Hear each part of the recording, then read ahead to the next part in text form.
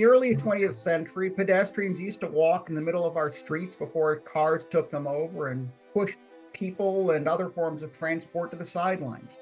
How did cars come to dominate our roads? I think we have this kind of mental idea that the car was invented, and then pretty quickly everybody thought what a wonderful thing, and we were all driving everywhere, and it kind of replaced the horse and cart. And I think sometimes there's this idea that everybody had a horse and cart before. The infrastructure didn't change much, but actually, from the invention of the automobile in like the late 19th century up until the 1950s or 60s in this country and longer elsewhere, you have this quite kind of difficult, complicated political process where our cities were rebuilt to make it possible for people to use cars. The number of cars grew, and it kind of became this self-reinforcing cycle where more people had cars, and so we built the infrastructure bigger. We spread our cities out further, we widened roads to accommodate those cars, the result being that everywhere got further apart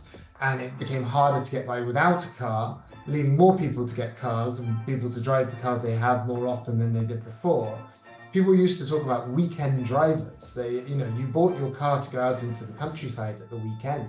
You didn't use it to go grocery shopping or to get to work. You didn't use it all day because you couldn't. The pedestrian was king. So I kind of wanted to explain how that process happened and why, in fact, it shouldn't have been as inevitable. It took sort of active decision making and active ideology and thinking for that to happen. There was this very political thing to get pedestrians and horses and carts and things off the road. And there was a Liberal MP in I think 1909 who described them as engines of iniquity and wrote about how they were pushing the ordinary working man off his right to the road.